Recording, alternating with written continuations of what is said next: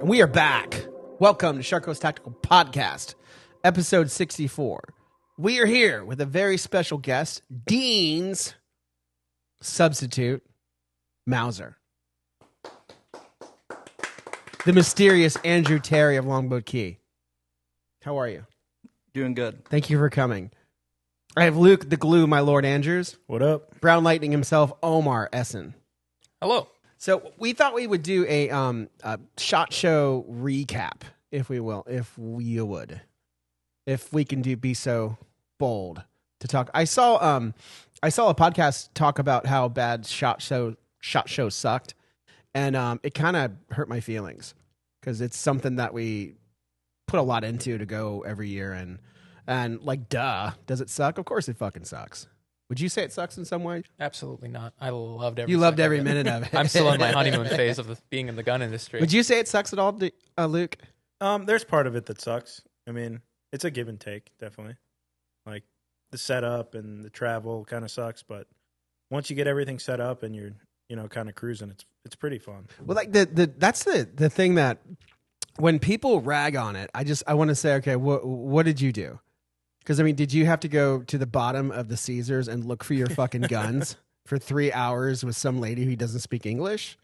Was that you doing that? Was that you getting the funk, fucking setting up and blacking out by the time you finished setting up? Me? Did you No. have to walk fucking 20 miles all over? I mean, back and forth to your hotel room? Not to my hotel room, but I did walk a lot. Got like 18,000 steps. You should pay me for SHOT Show. I mean, yeah. I want money. I'm getting you eyeballs.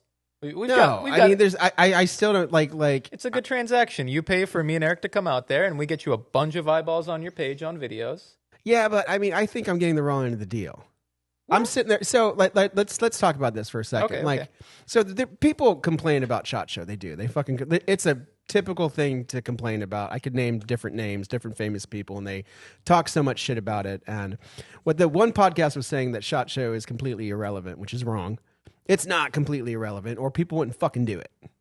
Behind the scenes that we don't see, the titans of the fucking industry make the industry go round. Decisions are made in those booths, and money is exchanged. Billions of fucking dollars is exchanged at those booths, creating commerce and jobs for Americans and people alike. It's to hate on it from a level like, oh, it's irrelevant. It's foolish, I think. But what I say is, for instance, like, if there's anyone who should complain, it'd be someone like me. Because I've sat and worked in the fucking booth for 5 days, and what did you do? I walked around. You walked around and you got to meet famous people the whole fucking time. I'm sitting there schlepping guns, like slinging fucking steel, slinging fucking those sneaky Pete things. Like, I think we sold 270 of them. It's really good. Well, I mean, it's, I'm sitting there fucking selling sneaky Pete's and anything else I can do to make sure everybody else is working, and you're fucking following around Lululemon. I was not doing that. What's Lululemon's name? What's your name? Luhan. Luhan. How did you meet Luhan? At one of the after parties. At one of the after parties. So, okay, let's talk about that for a second. I'm in bed by 9:30, fucking exhausted. My feet are fucking in shambles, and you're at after hours parties. I'm 23, man. I could go all night. It's Vegas. I can go all night. Were you there too, Eric? He chose not to go. I invited him. What after hours party was it? It was Vicky's Tactical Takeover.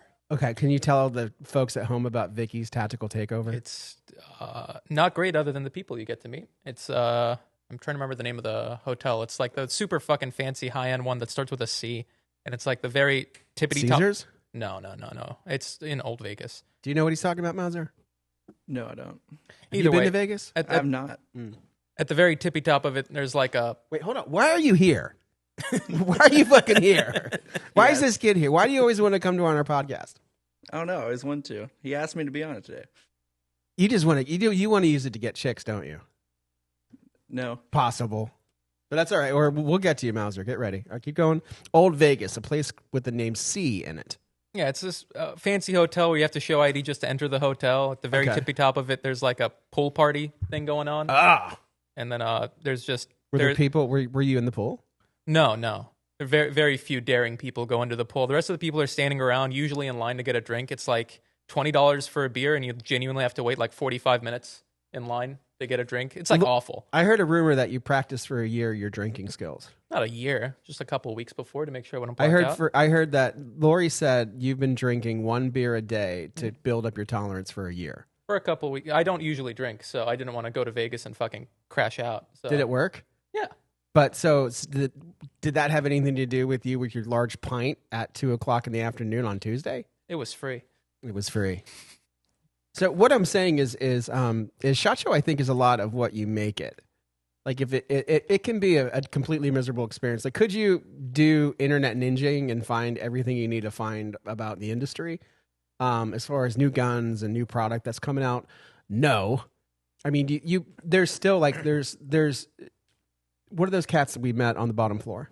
Novox? Novox. Mhm. Yeah, like Novox. Like, how would we have fucking met Novox?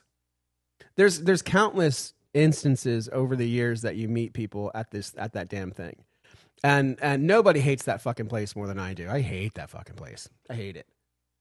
This is the second year I've not gotten sick, which is really fun. But I think that it's fashionable to rag on it, and I think it's people don't understand how much it's actually needed. Like you have different perspectives of SHOT, like your perspective of you are a budding gun personality, a budding influencer, and if not an influencer already, and you are going around and meeting your peers, and I would think that SHOT Show is fucking the best place ever if you're a budding influencer. That was like the best week of my life. And I don't even approach it from an influencer level. It's just like I'm a fan of guns and gun culture and No. gun personalities. If you were just a fan of guns and a normal person, it would not be the way it is. Probably not. You wouldn't get invited to dinner with Dead Air. You wouldn't get into the fucking cry party. You wouldn't go see Lululemon. Right. Like that's Why do you not keep that's saying not that? like all those things that you got to do are because you are on a page with 80,000 followers on YouTube. Oh, absolutely. I'm not. I'm very grateful for that. I'm just saying, like, my mindset isn't being like, these are my peers. This is like, holy shit, that's the dude I watch on the internet. Nah, they're your peers. They're your peers and your colleagues nowadays. And they're just normal people, but they're peers and colleagues. But so I see in SHOT Show like the legions of beautiful people. You know, the different famous people and stuff, and those people have got it made, where they just have to go around to booths and meet people and see their friends and take videos with products, and all they have to do is walk around, and then their hardest job at the end of the day is to decide what after party to go to. So those people have no regrets. The people that work the fucking thing is an absolute nightmare. Were you there when we lost our crates for fucking 6 hours? My flight landed afterwards. No. Were you there, Luke? Last year? No, I think it was 3 years ago when we lost. no. The crates got lost. No. I remember last year that we waited for like 6 hours for them to be delivered. That was like a normal year. Yeah. That was just So that was tough. at SHOT Show, if you exhibit there, it's one of the biggest trade shows I think probably in the country. And when you exhibit, there's this thing called Freeman, and you have to pay them to take your crates of stuff to your booth, and paying them, I think it's like $3,000 to get from the dock to the booth, and then from your booth to the dock, it's another $3,000. It's ridiculous the amount of money they charge, and if you don't give proper instructions, you can take a very long time to get your boxes back, and you can't leave until you get your boxes back. And last year it took like 6 hours, or that was 2 years ago or last year. Last year. Well, that was the year I went. And then the year before that, they just completely lost them until I think the next day. And then it's a fucking nightmare. But I think if you're just if a normal person, it could be a, there's no reason to go there if you're just a normal person. What do you mean? It's like Disneyland for gun guys. Of course, See, there not is. according to some people. Some people think it's just fucking stupid. Some people are bitter. Once that sparkle in your eyes disappears, like once you no longer feel the rush when you shoot a gun or pick it up or look at something new cool, which I see a lot, by the way. This is like, I'd say virtually everybody who's been in this industry for a long time, I see the same thing with, where it's just the sparkle in their eyes goes away. At that point, I don't think it's SHOT Show's fault. That's just, that's what ends up happening if you I like this take. Keep going. Yeah. For me, I still, every time I see something cool, my cortisol jumps up. My adrenaline spikes. I still get super happy and antsy about it. For me, that's what it is. It's like this is my theme park. This is my Disneyland. This is my not only just being able to walk around and see all the guns and see what's new in the industry, but also being able to meet the people behind them, meet the people that work there, and then meet a lot of the influencers and stuff. Like I shook hands with a guy I've been watching since I was like 10, 11 years old. Who was that? Ian McCollum of Forgotten Weapons. Oh, okay. Who got you to talk to them? Evan. I saw him and I was like, holy shit, it's Ian McCollum. While I was talking to Evan, and Evan just goes, Evan. Yeah? Who's Evan? Exogen. Oh, yeah. Yeah, I was talking to Exogen Evan and I see him and I'm like, holy shit, that's Ian McCollum. And he just goes, Ian, this is Omar. He's a fan of yours. He's been watching you since he was a kid. And he's like, oh, you're making me feel old. I'm like, fuck! Why'd you do that? The Aimpoint people took us out to dinner on like when we were in Reno. They took us out to this really nice dinner, and I bought a $400 bottle of wine. I didn't drink it, of course, but just bought it to buy it. Just bought it to buy it. Like they wanted a bottle of wine, and Sandy, like I guess the Aimpoint people asked Sandy to pick it out, and Sandy couldn't see, and so I picked it out. And the one I pointed to was like $175, and the waiter brought the $400 bottle of wine, and they all drank it. Yeah, Andrew showed me the picture of his plate. It was like a huge steak and a huge lobster. I was like, damn. It was badass. Do you know, so just a little, like, and the things you hear at SHOT Show, I think, are priceless. Like, the different intel you gather from the different people you see. Like, to me, too, what I never get old, like, what never stops getting old for me is seeing people that I know. Like, you get to see, the people who run different companies and people who own different companies and people in the industry, like my peers and shit, that and those are the only people that really understand what you go through and what you do every day, and that only happens once a year, and that to me is priceless. Like seeing those cool people, seeing like dogs that you see in magazines or I guess on Instagram, and playing with the dogs and meeting people and that kind of stuff. Like that's cool, and that only happens. But like stories like how DHS canceled 400, like they scrapped 400,000 of their guns that they're using, and they ordered 400,000 Glocks with aim points on them. How many employees does DHS have? That's what I said. Yeah, so I heard from a reliable source that in August, DHS scrapped around 340,000 of the existing guns they used, and they added... They only have 80,000 law enforcement officers. What the fuck are they doing with all these Glocks? They're artificially inflating the market. That's what they're doing. They're cutting off the supply so Glocks cost more. They're doing something. But how they took them and they chose acros on them, and why they chose acros on them, and the testing that went into acros, and how they chose the COAs as their backups. You don't learn that stuff. You don't hear about that stuff unless you go to events like that. Like the dinners that you have with the different people. Like, holy shit, the dinner we had with Mike Pappas this time, it was so fucking funny. I haven't laughed that hard in my life. I heard. What, you heard us laughing? Or you just... I was sitting at the table over and just hear you fucking bursting out laughing like every 15 seconds. It was great. It was so funny. Well, do you know why we were laughing? No. So the what's his name? The juicy guy? Mm-hmm. So the juicy guy comes, like me and the juicy guy are at the bathroom, and we're washing our hands, and he's like, so, Mike Pappas? I said, yeah, I know him, kind of. And he's like, well, is this the first time you went to dinner with him? And I'm like, no. And I kind of know him a little bit. He hangs out at my store sometimes. And then we start, how you finish washing your hands and walk out. And then Mike's coming, and then Juicy goes up to him, and he's like, Mike, I want to see your toolbox. And Mike goes, you want to? Do you want to come home with me? And he's like, yes, I do. He's like, fucking A.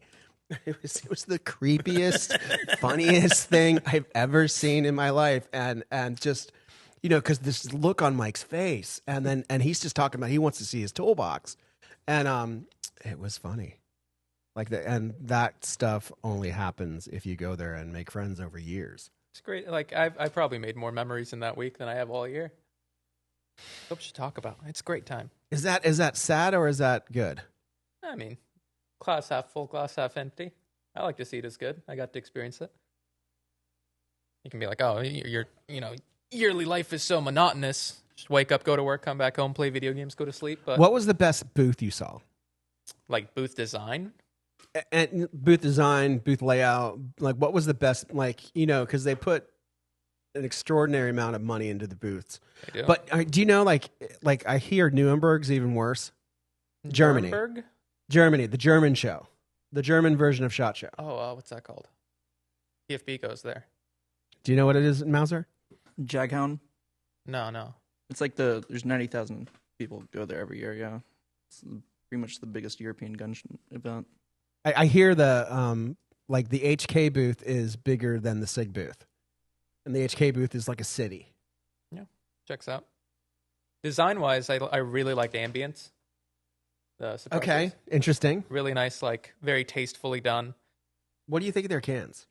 I haven't shot one yet, so I don't know what they sound like, but the whole, like the idea that you can keep a suppressor cool while shooting it, that's, I think, revolutionary. And they have a monopoly on that right now. They're the only ones that can do it. So can you explain to everybody at home who Ambient are? Who are they? Amy just kind of came out of nowhere, and they're like, I mean, I'm sure they existed before, but this was their big thing that put them on the map. They came out with a suppressor that, quote unquote, runs cold. They say like it's 70% cooler or whatever, but there's videos of people, 5.56 gun full auto, mag dumping it, then just grabbing the can and holding the rifle by the can.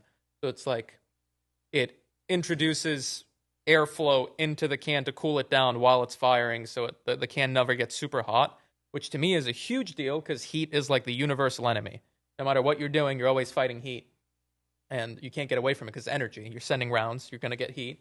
Being able to defeat that, I think, is huge.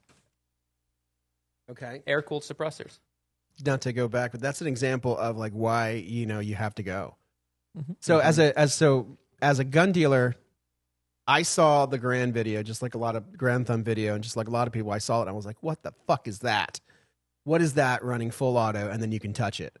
And then I immediately looked it up, went to their website. It said silencer shop exclusive. So I'm like, "Fuck!" And I'm tooled around there, tried to buy it from their website, couldn't. So I went to Silencer Shop, bought it as a person just because I want us to be able to shoot content with it.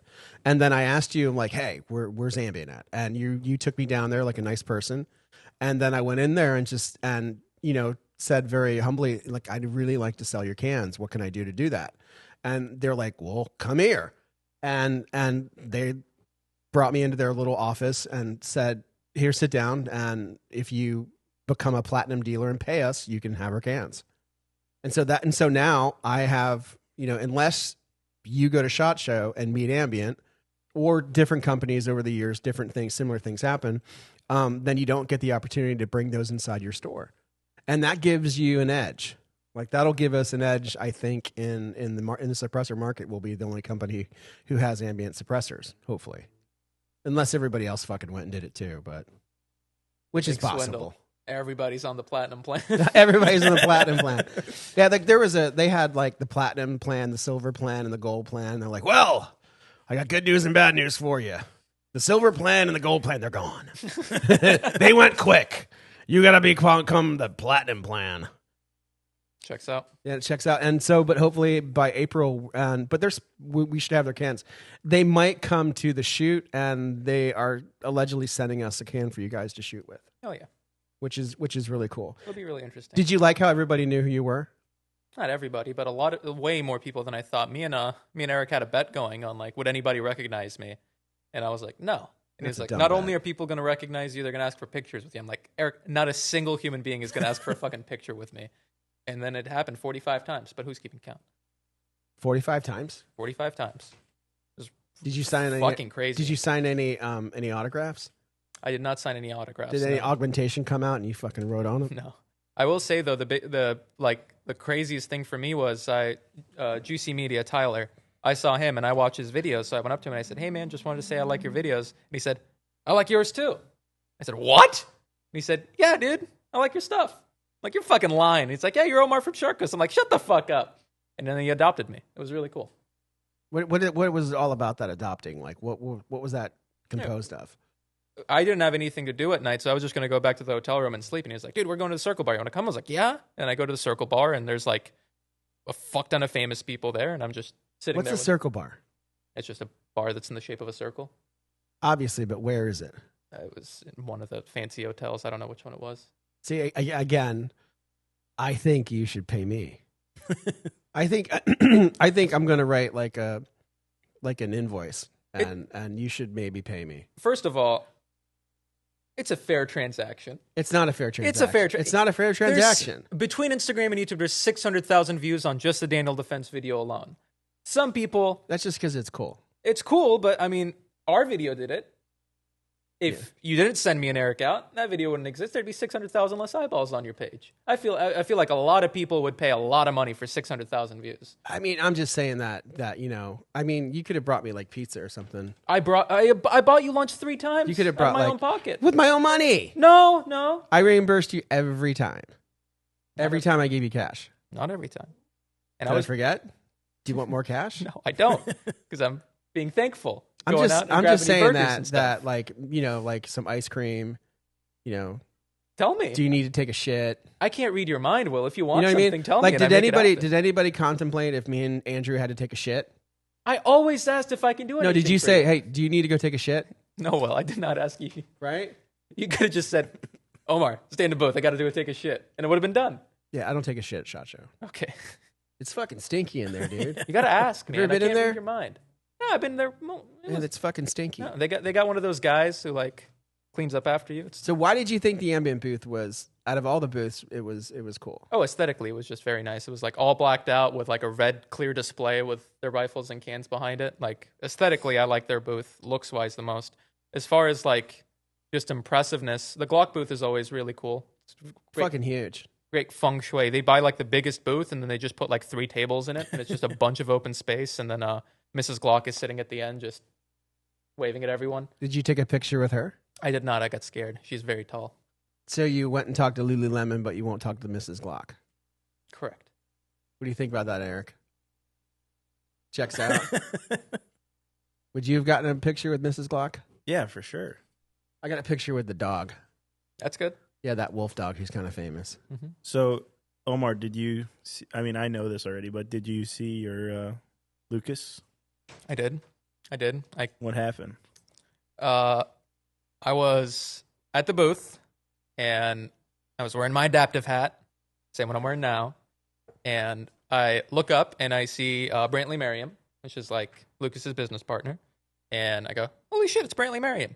And I look slightly to the right, and there's Lucas Botkin. I go, holy shit, it's Lucas Botkin. And then right as I notice him, he finishes his conversation, turns around, and starts walking away. I'm like, oh shit, I got to say hi to Lucas Botkin. I got to get a picture with him. And then I start walking behind him, but he walks really fast. So I can't really catch up to him. There's a lot of people. And I like kind of followed him for a little bit.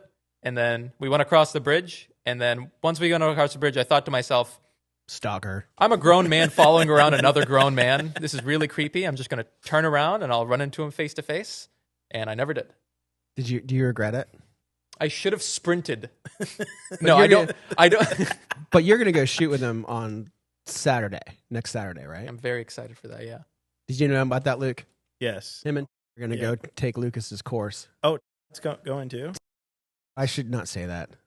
Yeah, bleep his name bleep out. It, bleep his name out. Yeah, I met everybody I wanted to, every person I followed. I managed to run into all of them. Surreal experience, the one thing you realize is that, obviously it's very obvious saying it out loud, but they're all just people. You just go up to them and talk to them, and they talk back. They're human beings. It was really cool. There was this influencer, though, who I didn't even know who they were. And I went up to him, and I went up to their dog. Because I saw the dog, and I was like, holy shit, that's a cool-looking dog. And I'm like, hey, can I pet your dog? And I look over, and I'm like, oh, fuck, that's a famous person. And then I start petting the dog, and then they kind of ordered me off. They're like, that will be all. I think they said, that will be all. And then they kind of waved me off with their finger. See, my favorite YouTuber called me a goddamn American hero kid, and I'll take that to the grave. I'll never forget that. Who's your favorite YouTuber to call you a goddamn American hero kid? Administrative results, Mr. Aaron. I saw him at the same rooftop party, and I walked up to him and I said, Aaron, love your stuff. And he went around and immediately shook my hand. And he's like, I love you too. It's like, what? And I was like, can I get a picture with you? And he's like, sure. And he took my phone from my hand and he snapped like probably 100 selfies with me.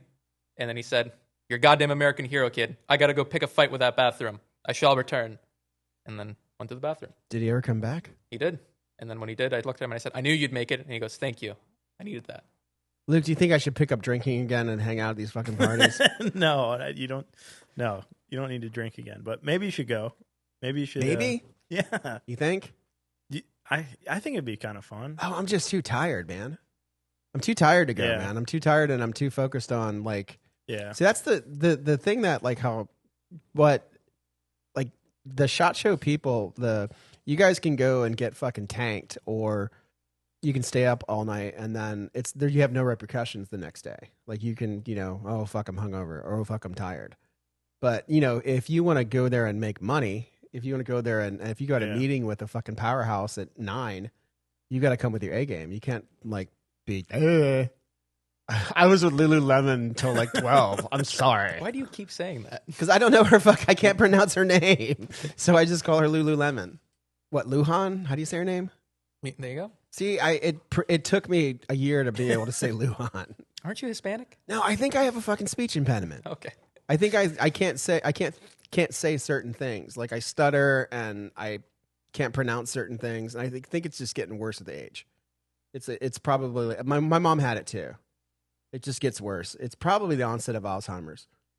Do you know my wife has a like, I shouldn't say it, but she's got like this fascination with like all of us need to get tested for fucking autism and shit, and she's getting like genome tests and stuff. For autism? Autism, retardation, whatever the fuck. I don't think you need a test, man. If you work in this industry, you gotta have a little tickle at the tism. No. 100%. No, I don't think I have fucking autism. I mean, it's a wide spectrum. I'm just saying, like being able to But memorize. It's not. Caring enough to memorize the name of every gun on that wall, like that takes a little tickle at the tism. It's not a memorization. It's just knowing what they are. Exactly. That's not memorization. Look, man, I'm just saying. 50 years ago, if somebody knew this much about trains, people would have a lot to say. Nah, this is just our trains. No. It's not a bad thing at all. It's just no. But allegedly, you can get like a genome test, and it'll tell you if you have the whatever's the things that generate autism. The vaccines. No, there's like two genes that give it to you, allegedly. Just says, did your mom take Tylenol? I think I don't know. I mean, my mom drank and smoked. I think she I think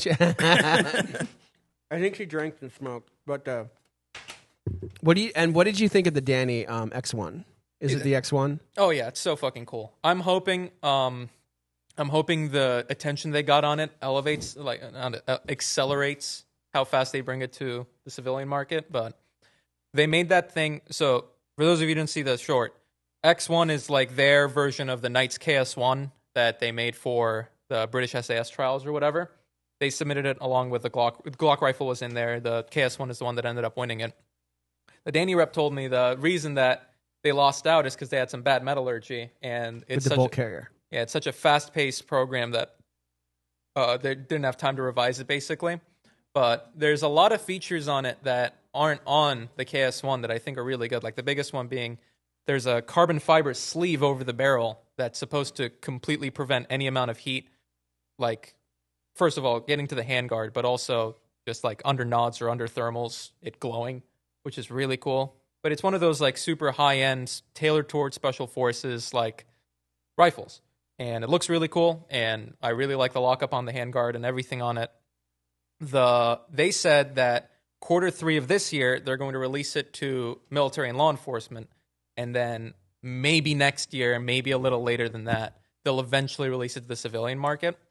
But they're getting a lot of eyeballs on that thing. Like the Danny rep that we did the video with texted me, he's like, dude, that video has so many fucking views, my coworkers are calling me a celebrity. I'm like, hell yeah, man. How do you say the word? Lubricious? Lubricious. Lubricious. Yeah. It's the third time I've heard that word. out of a third person I've heard say that word. And Lubricious. I think, Well, it's like the major comment on YouTube. yeah, I think, well, that's the thing about it. He's not the first person I've heard say it. So I just kind of, treated it like normal. I'm starting to realize that's not a real word, but it's going to be because enough people use it. Vector Eric was also. I got on him for that. I got loud with the Daniel reps over. Why? Oh, because I just said, what are you doing? That's not. You know me. I mean, I'm fucking part honey badger, part Henry Rollins. I got angry, and I just started. I mean, I didn't yell at him. I did. I yelled at him. For what? For saying lubricious? No, for not releasing it. Oh yeah. I mean, I understand where they're coming from, but like what? Whoa. What do you mean you understand where they're coming from? One bad product completely tanks your business in this industry. Okay, then why release the H1? I think they thought that thing was going to do a lot better than it did. Okay. They probably conducted. Why release the there's clearly problems with the Danny 308. What problems? Every once in a while, you get one of the DD4, whatever, the different variations of the 308s, and it won't cycle with the suppressor. It's quickly remedied by adding a adjustable gas block. I have no idea why it happens, but every so often. Well, I mean, you're talking about, it's probably not their suppressors you're putting on there. They can't account for what the back pressure of every single suppressor on the market looks like. Yeah, it's their suppressor. It's their suppressor? Mm-hmm. I've seen it happen with their suppressor. I've seen it happen without their suppressor. I'm just saying that it's an instance where things happen. Either way, it's not like...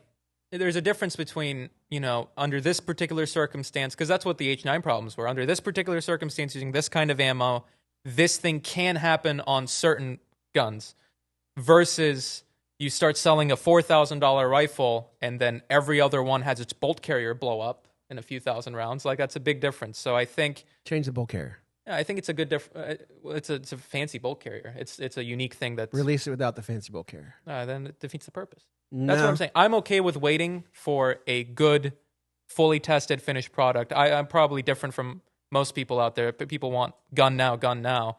I'm okay with people taking their time and perfecting the thing so that when they release it, it's going to be good. Because one bad thing and it fucks your reputation forever. You never let that shit fly. Even if you fix it immediately, people will be bringing that up for the entire lifetime of your company's existence. Oh, because they've never had anything brought up about their reputation.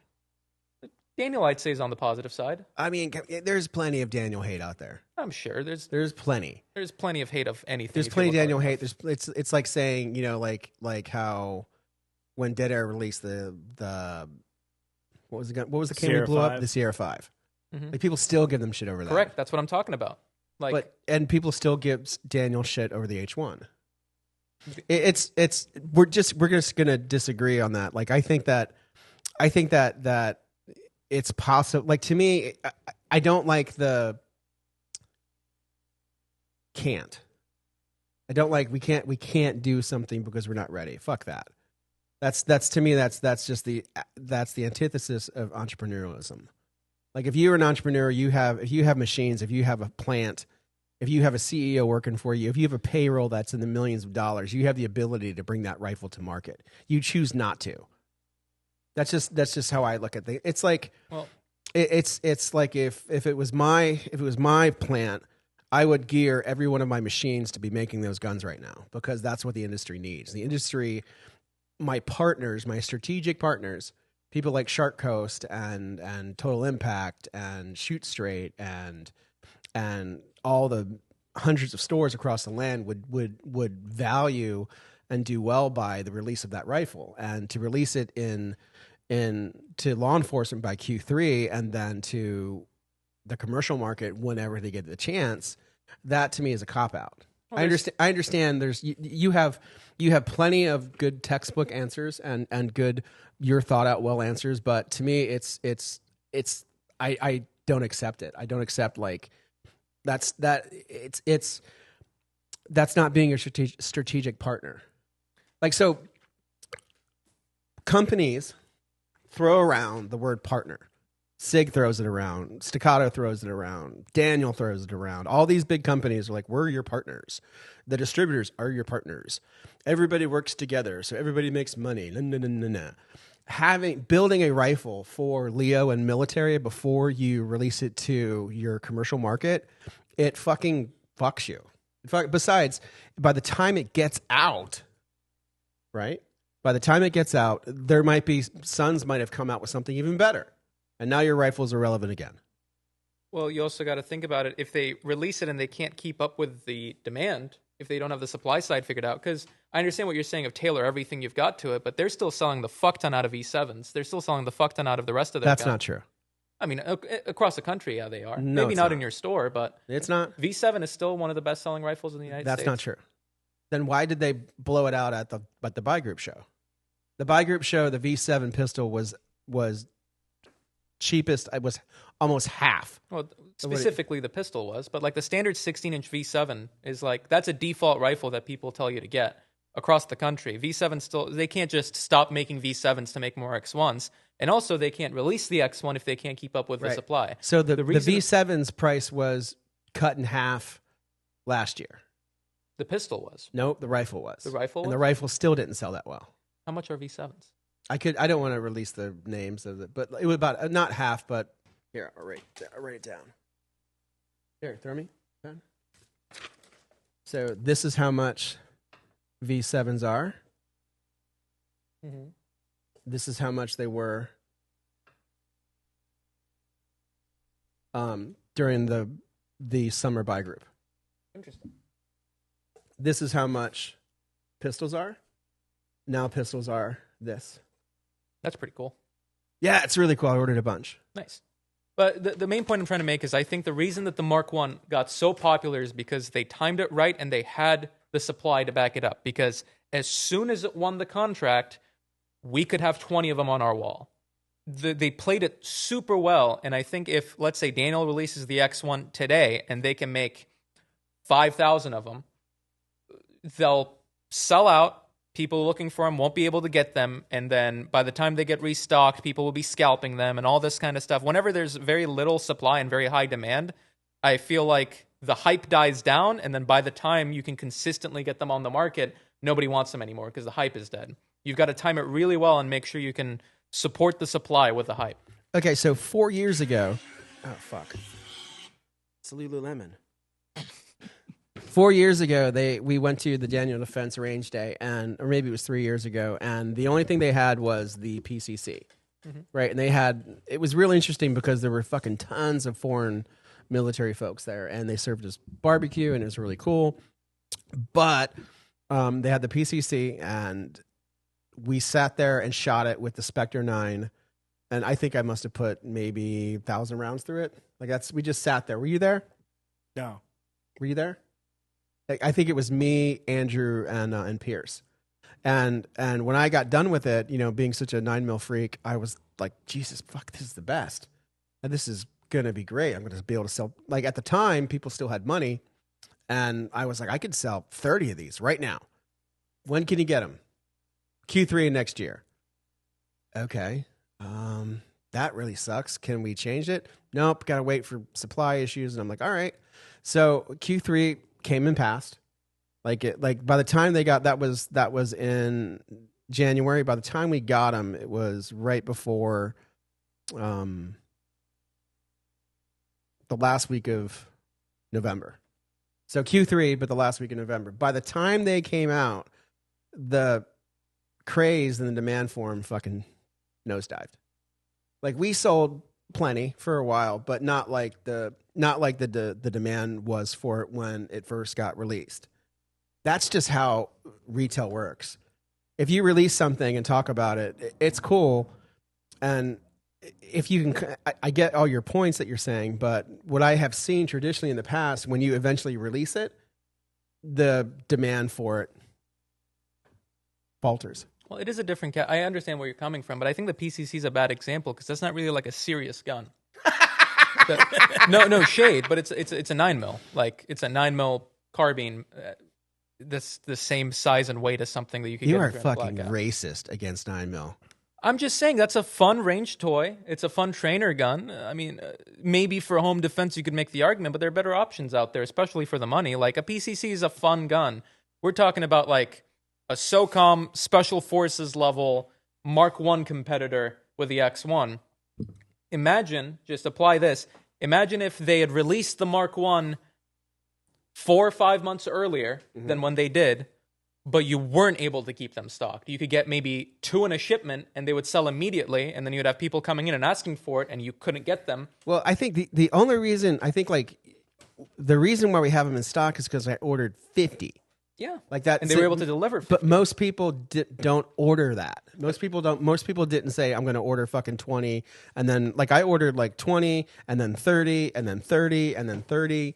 Like just because I know how supply chain gets. But most people, so other shops can't probably get them.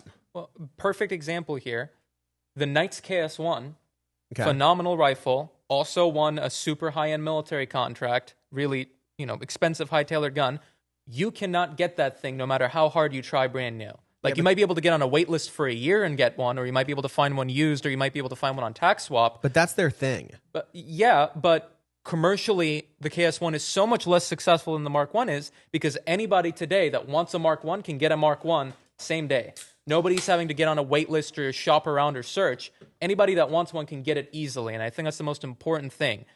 The Knights Armament, as cool as it is and as loved as it is, probably does not have a lot of commercial sales because they don't really care about that. That's Knights Armament. But imagine if you were able to order 50 Knights KS1s. You would sell them like that. Yes. Exactly. So I think I want the X1 to be more like a Mark I and less like a KS1. Okay. I get the feeling like some companies just don't give a shit anymore. And like That's I think a like good conversation to have. I think that Suns is a company that gives a shit. And it could just be like me with rose tinted glasses. But I think that there's some companies in the game right now. Well, there's a lot of companies in the game right now who just don't give a shit anymore. They're so high in their ivory tower of success that they've forgotten, the common shop. They've forgotten the common person. And we're like, and we're the common shop. We need help. And so when I see, I think I think Sons gives a shit. I think like Nate gives a shit. Sean Murphy gives a shit. Mike gives a shit. And they still know what it's like to struggle, scrap, that kind of thing. I'd love to have this conversation about like the state of the gun industry. I'm pretty opinionated about it. Well, then let's go ahead and have it. Yeah. So like, but hold on 1 second. oh, take your time. All right. Who the fuck is Mauser Terry? Who are you, Mauser? Why are you on my podcast? Head salesman at Shark Coast Tactical. Through attrition. That is true. So our other head salesman got wasted at SHOT Show and didn't show up. Fuck you, dude. Is what it And is. so now Mauser is the head salesman. You're doing a good job, though. Thank you. Try my best. You do. You try. I'm very thankful for you at my shop. Trust me. I am. Please don't quit anytime soon. I won't. Matter of fact, why don't you just buy me? How about that? I've talked I'm about it. gonna give you the chain wallet and the computer and Nate and Omar. No, you can keep them. Omar's an integral part of the business. Him and Eric. You have no idea. Like all the people come in because of the videos that they shoot and the content that all three of us produce and then put on the internet. I know, just giving him shit, but yeah, he's on his phone now. Yeah, he's just sensitive. So I was gonna have like a hot chick on, but we'd like to have. Well, yeah. Where's your hot? You should next time you come on, bring one. Well, she'll just sit here. Or? Just sit there. All right. Then Luke can like sniff her. All right. How much are you gonna pay for that, Luke? Nothing. Luke doesn't pay for it. Yeah. Couldn't afford it. You seem opinionated on the state of the industry. I am. Tell me. So I've heard a lot of people talking about how the gun industry is down. It's Yep. SHOT Show, it's down. There's nothing good. There's nothing there's no sales. There's no money. And it's like, of course, there's truth to that. But I think a lot of what we're seeing is like a correction of the market. The main thing is I think the days of panic buying are pretty much gone. Like you look at your main sales targets, and please feel free to correct me because I don't own a gun shop. You definitely know better. But from my observations, there's always going to be the enthusiasts that buy because they love guns. And there's going to be the new gun buyers, which you get, new ones every day. But generally speaking, most of it's like the, politics. There's the people that are always going to vote right, left, and then the main difference is made in the middle. For the middle people, first of all, we're not really talking about assault weapons bans and stuff anymore. That's really not even a possible popular position anymore. Gun control is kind of, I want to say dead, but sleeping for the moment. So you're not getting those panic buys. You're not getting people who are just starting to realize that the state of the world is really bad and maybe they should be armed, because that all happened in 2020, which is like the biggest boom the gun industry's ever seen. Those days are kind of behind us now, and I feel like the market's adjusting to what it is currently, which is pretty much everybody that wants a serious gun has one. Everybody owns an AR-15 that they have set up the way they like, that they trust. So these middle companies of like another AR-15 or another, handgun or, another thing you already have are not doing as well because they're not getting the panic buyers. They're just relying on the new time gun buyers. Nobody's buying a second mid-tier rifle. Nobody's panic buying their first rifle. So you're down to the people that are enthusiasts that it has to be cool enough or better than what they already have for them to buy, or the average person, which the same thing goes. I think you're seeing a lot of fun guns do really well in the industry right now because, again, a lot of people already have their main rifle. They don't need another. Like the Sneaky Pete? Yeah, Sneaky Pete's good. The Hush Puppy's great. Oh. The Hammerhead is great. I think we're doing really good on that side of things. You said they were stupid. When did I say that? You didn't like them. I didn't like the YHM can on it, and I still stand by that. But the gun's really cool. Well, maybe Evan can help us with that. Maybe. But anyways, so I think you're seeing the things that are most popular right now are fun guns. Like the things that got the most eyeballs at SHOT Show are like the SR3M, the modernized AS-Val, the 9x39 Russian gun. That's a cool gun. The BNT Sten gun, it's a cool gun. Or the Bison gun, that's a cool gun. For us, obviously, like I said, the Hush Puppy, I think, falls in that category. These really fun, unique, people have their serious rifles. They just want to buy something for, to shoot at the range and enjoy and like to own. I think those are doing well. And on the other end, things that are actually innovative. I hate saying that word because it always comes out. Innovative. Things that are actually, people that are actually innovating and giving people things that they didn't have before, like the Mark 1, the X1, these super, more high-end things that people can upgrade from.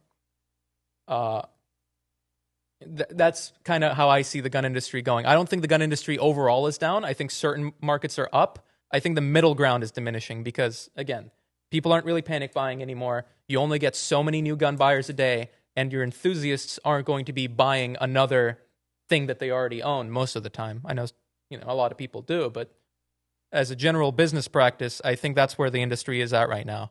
So true innovation or fun. Your school of thought comes from the folks talking about how 2019 is the year that the gun industry should look at for standard numbers.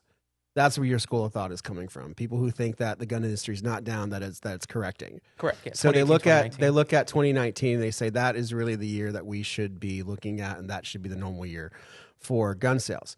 So here's what happened. So 2019, when President Trump took office, the economy was basically in shambles. Gun shops didn't look like what you see now. Through Trump's presidency, more and more wealth was accumulated through the stock market. Stock market went up and up and up, Bitcoin, everything, 401ks, and that trickle-down economic theory permeated through the American landscape, and people became more affluent. Were people, like the amount of people who can afford guns, even now, changed dramatically from 2016 through 2019. So although 2019 people use it as a number, well, it's a lot more complex than just looking at 2019. Like if you really want to say like 2016. But then you have to throw in like population growth, people getting older, Gen Z coming around. It's economics, and economics is a broad category of thought. So once 2019, you can look at it. Okay, so what were our numbers in 2019? Okay, we should be beating those. If we're beating those, then we should be happy.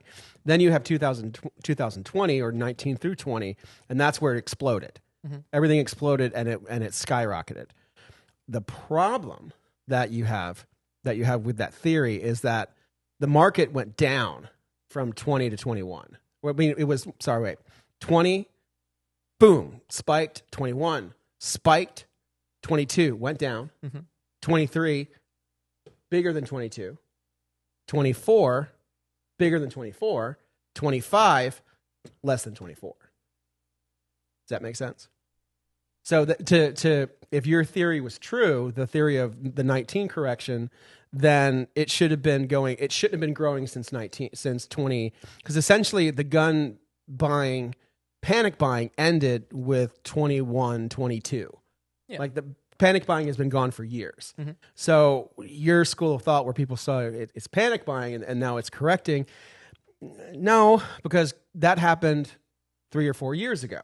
And you saw 20, boom, 21, boom, 22, down a bit. But then from 22, 23 was better, 24 was better. Everybody grew. Business will usually grow unless you're doing something wrong, or unless the money from the economy is dying. Now, the thing why Sons is such a fucking, I mean, I am on their fucking dick, but why they are so fucking cool, and why I said before, is Sons proved that people will still buy an AR. They came out with a better mousetrap. Maybe. Obviously to me it is. To you it is. You know, to everybody who shoots it is, but is it? I mean, there's plenty of people who disagree that it is. But they came out with decent marketing. Nothing fucking crazy. Like they didn't go suck influencers' dicks. They didn't like influencers came to them and said, "Hey, can I get a rifle?" After seeing other people with their rifle. But they proved that it was possible to make something like the Mark I, possible to make the Danny X1, possible to come out with those rifles and revitalize the industry. Now, as far as like the general state of, from what I can tell, is, are we down a bit? Yeah, we're down a bit. Whole industry wide is down a bit, and it's not due to market correction. If it was, then it would be like 2019 market correction, and that's just not what we've seen in the coming years. For instance, also, quarter one last year sucked, quarter two sucked, quarter three sucked, quarter four strong as fuck. People came out of the woodwork and bought shit all through quarter four. It was beautiful. So I understand the school of thought, like market correction. I get it, but it's too advanced. And from what I've seen in owning a shop for 16 years, the economy is not as good. Like, that's it. Bingo. Between the 2016, the 2019 economy, like when everything hit in 2019, you had this budding, glorious economy that money was just fucking everywhere. Like people like Tater, you know, Tater, Pierce's friend. There's a million Taters out there, a million guys who normally would be just fucking banging nails on a roof, but now own their own businesses. Went out and got business loans and bought equipment and opened their own business and tried. There's so many of those dudes permeating all through Sarasota and throughout America. And that's part of, you know, that's part of the American economy. It's all based around small business. Like Eric. Eric basically started his own gig and came here and worked for us. But he had to buy all those cameras. And he did well, bought cameras, and now is building his personal brand. So what I'm saying is I see your side of the argument, but from by looking at the numbers, that's just not how it is. It's the downturn of the gun economy is not because people aren't panic buying, it's because people don't have the money that they did before. For instance, like it's the same thing when you talk about you not being able to buy a house.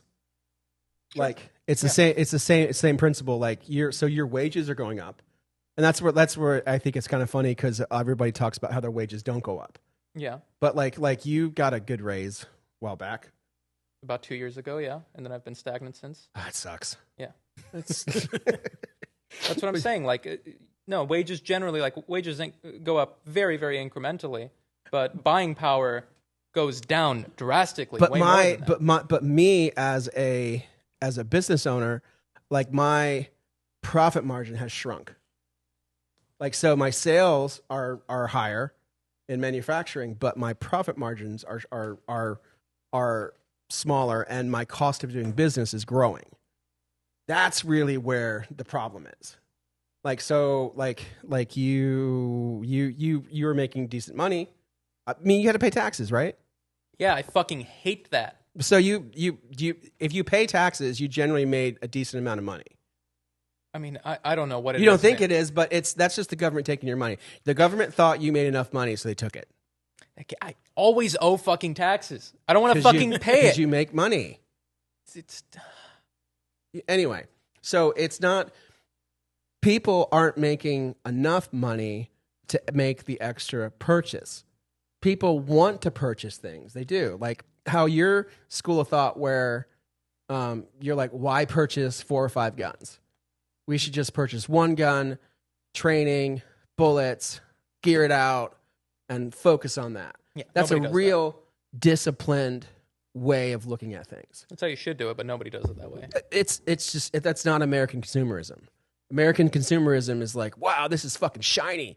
Look at that Genesis 12 over there in the fucking camo. Fuck, let's buy that. I'm going to take it home. My wife will take off her clothes. Yeah. You know, that's American consumerism. So that type of buying is it was good in quarter 4, but the rest of the year it sucked. And why? It usually has to do with the economy. The economy is kind of directly related to the stock market. The stock market climbs, the economy gets better and better through trickle-down economics. And a lot of people will hear like, no, it doesn't. Fuck it. All the rich people are making money. Well, when the rich people make money, they end up spending the money. And that money, that like if a rich person... Do they? Yes. Yeah, they do, because they don't, they get taxed on it. So like if like for instance... When you're saying rich people, like what are you talking? Millionaires? Billionaires? Billionaires. You think... There's millionaires. Like being a millionaire isn't a big deal anymore. So It's people, pretty easy. Yeah. it's pretty easy. Yeah. Yeah. That's one. I mean, I'm going to sound like a fucking leftist here, which is stupid. But I mean, from what I see, generally, no, when billionaires make money, it's usually in stock assets they don't get taxed on unless they sell it. They don't need to sell it to not be taxed on it because it's in stocks. What about property? Property's different, but I mean, a lot of, like, if you look at the highest net worth people, they're almost all of their net worth is tied into... Trust me, they're buying shit. Okay. So what about boats, cars, houses? Sure, you're talking about food. You're talking about like a couple $1 million with all that put together. The majority, the thing that makes him a billionaire, almost all of it is in stocks that don't get taxed until you sell it.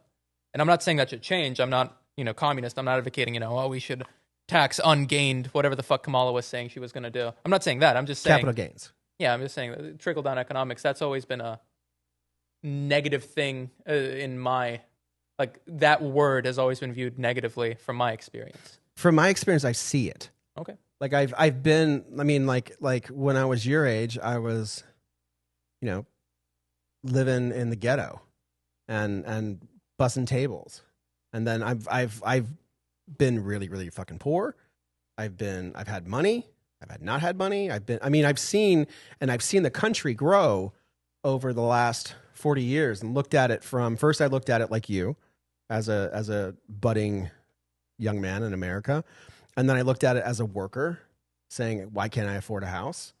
And the same thing, when your generation talks about not being able to afford a house, what my generation did, like I remember being a waiter and the dream of being a waiter was like you would work all year long and save every bit of your fucking money. And maybe at the end of 2 years, you would have $14,000 that you could put down on a house, on a $150,000 house here in Sarasota. Are there any $150,000 houses left in Sarasota?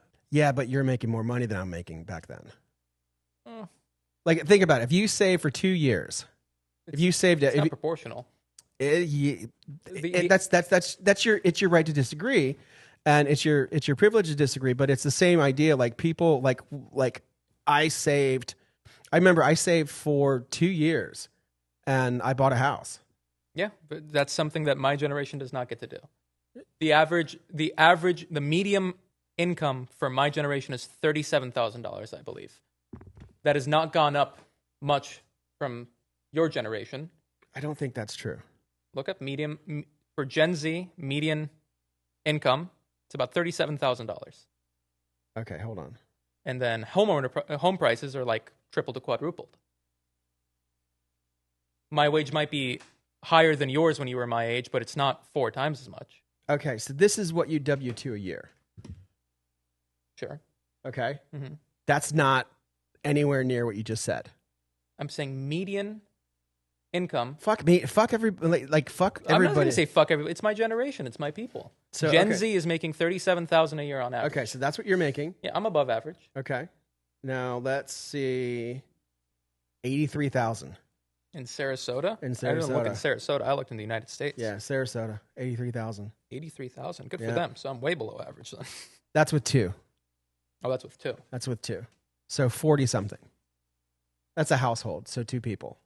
It's still doable. I mean, like if you want to buy a home, you just have to have some like fire behind your ass, and you could fucking do it. I mean, that's just the truth. If you want to fucking get it, you work hard, you fucking make it. Yeah, you get it. You work hard. You make it. Like That's exactly what I had to do. Yeah. But anyway, so like but I This is remember gonna be a disagree thing. I remember being where you were, and I failed so many fucking times. Like so many years, I'm like, yeah, I'm gonna do it this year, and I just fucking drink all my money away, year after year, like working, and then finally, I did it, and I had to take half the fucking money I made and buy a lawyer because I got arrested, but I still bought the house, and then I had no job. But I've seen that back then, like there weren't people with the jobs that there weren't as many guys out there with small businesses like Pierce's and Taters and people doing their own thing, making good money. That wasn't existed. Like, and especially like shops, like you wouldn't like there weren't places like there weren't like fucking Shoot Straight up the road and Total Impact down there and then Shark Coast over here. And if you went to Shark Coast, you never saw the shit like we have on the wall. And it's not that we couldn't afford it, which we couldn't. People didn't come in and buy it. People bought fucking Taurus. People bought what was that handgun? Phoenix, what, Genesis? The Phoenix? What was that? Jimenez. Well, gun culture has gone a fucking huge way. Back in those days, if you mentioned to somebody that you carry body armor, they'd probably make fun of you. Like the idea that you should have like better than military grade equipment is very, very new. I think back then, like nobody thought they would need anything more than a Taurus. Nowadays, people are figuring out how they can get, grenade launchers. Well, people didn't like there was no. I remember when so when I opened my Staccato account, the first Staccato I had sat in the fucking case for I think 2 months. And people came in and looked at it, and they're like, how much is that? Like $4,000, and whoop. Because the first one I bought was an XC. I was like, people are going to buy this. I had no idea. I get what you're saying, but I think that the economy is down right now, and I think that like I said, that's a big factor of it. Well, I didn't start this by saying it's not because of the economy; it's only because of this. I'm saying this is a part that I feel like people are going to have to come to terms with because. People are looking back at 2020 and 2021 numbers thinking that if they don't meet that, the industry's failing. I don't think that's true. I think 2020 and 2021 were, extraordinary circumstances. But nobody that I know is looking at numbers like that. Okay. No distributor is looking at those numbers and saying we need to beat 21. It's just, most distributors though, they didn't go down the first or second or third year, and they're just now feeling, that it's like 10%, 8%, 4%, 5%. And some people more than others are feeling it. Like Big Rock fucking filed bankruptcy. Do you know Big Rock? Nope. So it's in all the news. So Big Rock is a place that's 7 years old and they filed bankruptcy. It just became official, I think, 2 weeks ago. And lots of people didn't get paid, including High Point. And who did them dirty? Somebody owed Angry Bear a bunch of money too. Safari. Like Safari switched hands. Our barrel provider, or used to be our barrel provider. And before they switched hands, they owed people money. They owed the site people money and stuff like that. Like it's Market correction, I see it, but I just don't agree with it. What do you think, Luke? I mean, You're a smart guy. I definitely like. I've been in the industry for 5 years now. It was crazy. Like I started in 2021, like at the peak, so it was like super crazy, super busy all the time. Like guns would come in, they'd go out right away. I definitely feel like there's a little bit more of like current events affecting things. Like you said, Q4 last year was pretty busy. Mm-hmm. That was after the Charlie Kirk shooting. I think that has something to do with it. 2024 was big. There was the election that year. I don't know. I feel like that's such a nuance with these. I mean, you see it like, like you see something in the news and then we'll be busy the next day. And like, it's I don't want to say disturbing, but it's the reality of working in the gun business. What about the theory it's cyclical? So like there's a theory in the gunosphere that it's cyclical and every 7 years it goes crazy. Yeah. I mean, I can see it, yeah. So that would mean one more year, right? Yeah. One more year and it goes crazy. What do you think, Omar? For no reason? Usually something happens every 7 years and it goes fucking ballistic. All right. So 7 years ago was COVID. Mm-hmm. What was 7 years before that? Sandy Hook. Yeah. Okay, before then? Assault weapons ban. If something happens. Y2K was before. The main point that I was trying to make at the beginning of this is like, I've made this joke a couple times before, but it's like most people that went through the whole, oh, the world's pretty dangerous, I need a gun, probably already have a gun. There's obviously, again, every year there's going to be new gun buyers, but it's a very small number in comparison. I feel like 2020 and 21 were probably the biggest, like, oh shit, I need stuff moment where most people that would account for that increase of sales already have something that they're comfortable with. And again, guns have gotten, like, I don't want to say perfect, but like the AR-15 is about as perfect as it gets. The $400 AR you bought is going to run more than what you shoot out of it, almost guaranteed. So, well, you have there's new no need people. to upgrade if you what? You have new people. That's what I'm saying. Yeah, there's always going to be new people, but that number is relatively small than the amount of pre-existing people that don't have guns. Well, it's everybody who gets older. So it's everybody, like it's your it's right now it's your generation. Your generation is the new generation. It's the new market, the Gen Z people, and that was a big theme of SHOT Show. You saw it everywhere. I don't know if I'm sure you picked up on it, but like there was, I can tell you the different. Like I remember the first year I went, it was all the first couple years when everybody was getting back from the global war on terror. It was fucking military people everywhere, beards. People who were jacked fucking everywhere. And then 2 years later, it was hipster people. And now it's white-ass Zoomers going hard as fuck. No, it's what? Just Zoomers. There's Zoomers everywhere. Yeah. And that's why you're seeing is that what you're called, Zoomers? Yeah, and that's why you see all the video game guns. Like, that's why you see the ACR clones and the FMG9 clones and, like... FMG9 clones. That's the folding Magpul-Zev gun. FDP. Can I say something about that? Yeah. So, I just got a PS5. My girlfriend bought it for me, and I started playing Battlefield 6. I like using the guns in the game. I want them now. Like I've never had that before, but now I'm like, damn, I really want a spear. Like, oh yeah, imagine growing up with it. Like I was using the FMG9 as my primary weapon in Modern Warfare 3 in 2011. My whole life I've wanted one. Now they're going to be on the market. I'm going to buy one. Yeah. Can I afford to buy one? No, I don't have an extra $1,600 laying around. Could you speak American, please? Call of Duty Modern Warfare 3, the video game. I know the gun. Which is it? That's the folding lunchbox. The lunchbox. You were using that gun in the game in 2011, yeah. And I was using that that was my favorite gun in the game. I used it constantly, and then coincidentally, my actual primary weapon was an ACR. And this year, what's a SHOT Show? Palmetto State made an ACR clone. Magpul and Zev made the FMG9. It's literally just like the meta loadout from that video game. Now you can buy. It's calculated. People that use those guns growing up as kids are now of gun buying age where they have enough money to buy guns.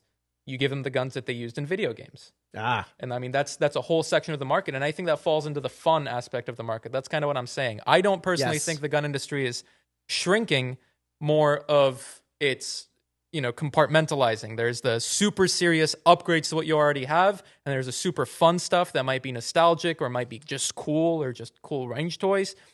But that spot in the middle of pretty much what I'm trying to say is the days of being able to sell whatever to whoever are kind of gone.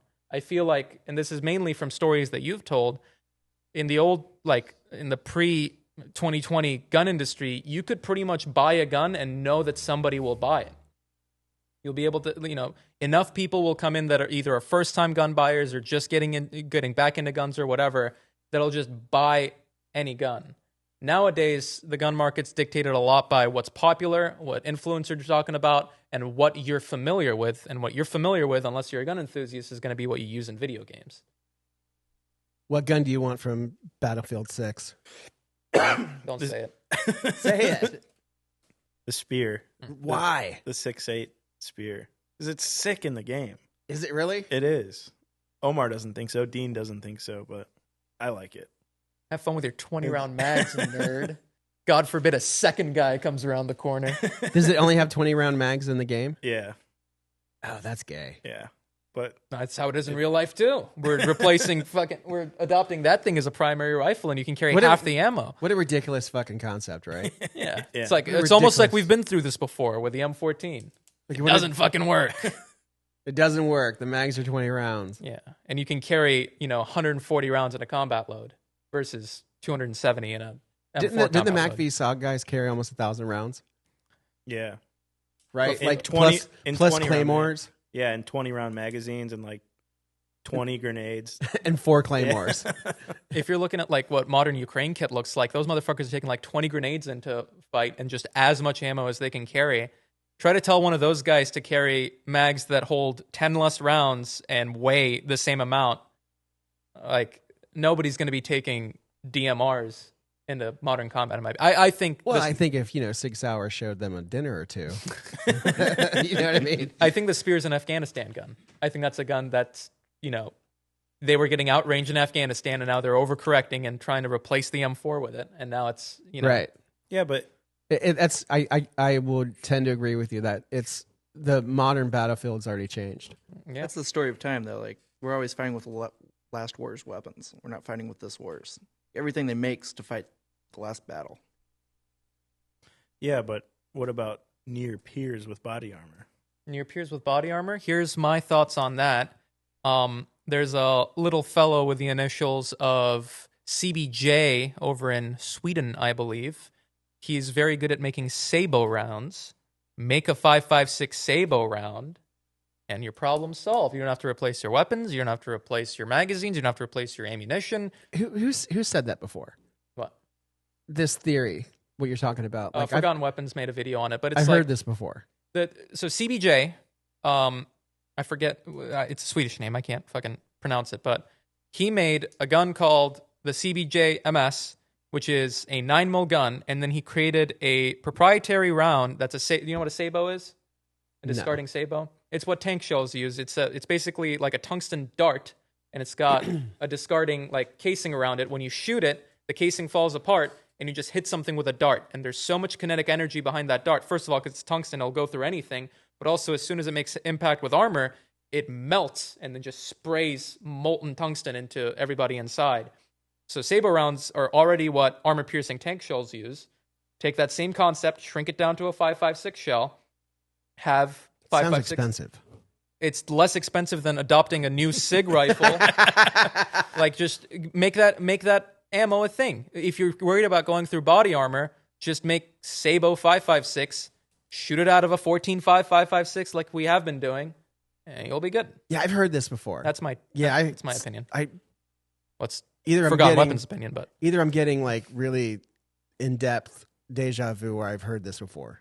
Somebody yelling about how bad they hate the spear and talking about this round, and I'm like, what the fuck are you talking about?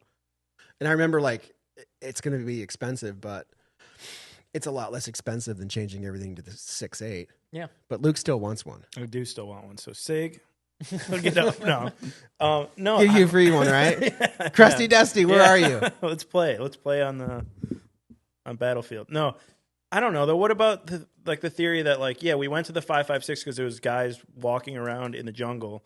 Now everything is mechanized basically. So you're in an APC, you're in a helicopter. You're not in the modern battlefield. I mean, not much mechanization. not much mechanization going on when $1,000 drone can take out a $3 million tank. Or what about Nigeria? I mean, What about it? What about Nigeria? what do you mean? It's basic combat. I mean, it's same Well, thing. that's not as near Vietnam. peer. We're talking about near peer. Oh. A near peer conflict, like we go to war with. I think the most likely thing is we fucking take on the PLA. We send in the Marines to go island hopping again. In that case, fucking keep the rifles that work, make better ammo. I think that's a better concept than giving them all. Well, thankfully the Marines didn't adopt the spear. They've got 4.16s, 16 inches. I like it a lot. That was a huge. I really segment. want to play Battlefield 6 now. Oh yeah, It's really fun. Luke's the best person to ever play with because he role plays. And No, it's not role Whoa, play. whoa, whoa, I just whoa, get into whoa, it. I whoa. get he into gets it. into it, and it's like so we play. What do you mean he gets into it? So we play with a mode where our communications are in world. So if he's like right next to me, I hear him as if he's like talking to my right. But if he moves far away, he's talking to me from a radio now. So it's really like immersive. And like we'll be in a vehicle and then like I'll be on the gun and I'll be shooting and then we'll take a round and then I just hear over the radio Luke going, "That's my sector! Don't have eyes! Engaging!" And it's like It's so fun. it's so immersive with him. I got bored of that game, and then playing with him again, I want to keep playing again because it's like just hearing over the radio, "We're taking fire." It's super. Really? Well, no one calls out. You got to call out like where the people are. No one does. Contact right. Yeah. Yeah, but there's a difference between they're shooting at us from the right and contact left. He's in my sector. It's so Well, fun. I'm playing on like a big TV. Just get Do into all I it. need is PlayStation 5? You can Or play do I it. play it on a computer? You can play it on a computer. You have a computer, right? Yeah. Computer's better. Yeah, I need you to come fix it. Yeah. I need upgraded video cards or something. I will be your IT personnel, sir. Please. I will fix you. Oh, sir, your computer has virus. I still say you could use that voice and fucking just kill people in Battlefield 6 and you would never have to work a day of your life again. I think there's enough people on the planet that talk like that. I don't want to add Are to you it. sure? A billion of them, man. Do you think that Sten looking thing from B&T is a cool thing? Yeah, it's cool. That's all it is. It's cool. It's not practical. It's not a purpose-driven, new solution, new, adaptive fucking, innovation. It's just cool. And I think that's going to be doing a lot better nowadays versus like 2020, 2021. Because in 2020, 2021, people are buying guns because, oh shit, I might have to get into a gunfight. Let me buy something that is economical, that works, that's practical. Nowadays, everybody's got a go-to AR-15. Everybody's got a go-to handgun that they carry. If they're enthusiasts and they want to buy another gun, I feel like not many people are going to be buying their second 11.5 or their third 11.5 or their fourth 11.5 AR that does the same thing as their first one. But if they see something that's cool, like a fucking gun that looks like a square until you hit a button and then it fucking deploys, people will buy that. The B&T Sten thing is cool. You can shoot a gun holding it like this. You don't get to do that normally. That's cool. People will buy cool guns, I think. I think cool guns are... Like the DPMS Kitty Cat. That's a cool gun. That is a cool gun. That's a cool gun. Yeah, that's cool. And it's cheap. Cheap cool guns, that's where it's really at. If you can make a cool gun cheap, because then at that point, like, why not buy it? So I think what you just did is you gave a good overview of what SHOT Show is about. Like you just picked up market trends. So what PSA did this SHOT Show, they launched stuff that people have been playing in video games for the last 10 years. So that was PSA's strategy, and nobody else did it. Except a lot of other people did it too. Who? The SR3M, What's that? the updated AS-FAL, the Russian 9x39. Okay, yeah, but that's not going to. There's no way that's going to get picked up. Like that's not really like that's not plausible. That gun's never going to come out in sufficient numbers to make a dent on the market. Sure, but people will buy it. If you buy one, it'll sell. Of That's course, what I'm talking about. Of course, yeah, but like this is so companies that make a dent, like Ruger made everything threaded and copied a bunch of shit. Smith & Wesson came out with a 10 millimeter. That's what most companies are doing, is just adding slight improvements to their old designs. And I think that's kind of the reason the gun industry is down, is because all that's new from Ruger is a fucking, what is it, a $4,000 20 gauge over under, and a new affordable AR, which is like, cool. How many people are going to be buying that? Versus you look at these smaller, like disruptive companies that are coming out swinging, and like Novox is a great example. That little SD barrel, I think that thing's going to be huge. All right, so okay, then so it's not, it doesn't jive with what you're saying. Like, so you said that there's a market correction, which I disagreed with. But now you're saying the problem is not market correction, it's that it's innovation. That is market correction, though. That's what I'm saying. People are going away from the middle. A few years ago, you could have come out with something with very marginal improvements, and it would have sold like hotcakes. But no, market correction means people stop buying. Yeah, it's going to the extremes. There's less in the middle. It's correcting so that there's less sales in the middle of like mid-tier functional guns. Less of those are being sold. More fun guns are being sold, and more extremely high-end innovative guns are being sold. So then the reason the market's down is because there's not enough of it. Sure, you could make that argument. I think the market would go back up if, people started fucking making cool shit again. If Ruger came out with something that's not... Or if PSA had distribution routes. Do they not? Not really. You can't really, like, I can't go buy their fucking cool shit. They want to sell all their cool shit. But I'm going to go start looking. I think video game guns, that's something that I really like, is the fact that you can look at a gun being added to a video game and see real data of the sales going up on it, to the point where people that have made discontinued guns will start making them again. Like, there's a company called Aculus. I don't know how they pronounce it, AKLYS. They made integrally suppressed AK called the Velociraptor, and I think they made like 10 of them. Didn't really sell. Nothing really happened with it. And then they added it to Escape from Tarkov, and they got so much demand for it, they started making them again, even though they hadn't made them in years. And you see that with like Modern Warfare 3 had the new one, not the good one. They had the 5.7 AR upper that takes P90 mags. Mm-hmm. That thing was dead in the water. Not a single person was asking about that. Doesn't work. Well, they're selling again. Even if they don't work, they're selling again because they got put in a video game. People liked it in the video game. They want to buy it in real life. I think as my generation, becomes even more dominant in the purchasing market, when we can start affording houses and shit, you'll start seeing a lot more of that, of cool, fun guns, video game guns, shit that might not be super practical, but is just really fucking cool.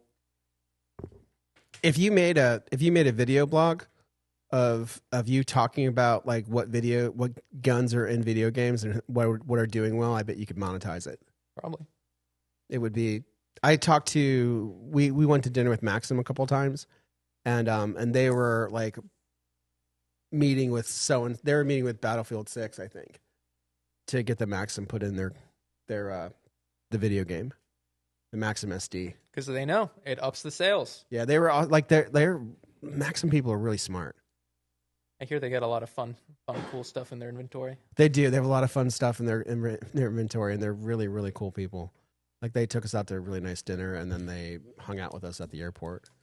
And they're, like, who were they meeting with? They were meeting with somebody to do a movie. Anyway. All right, I think that we're going to call it.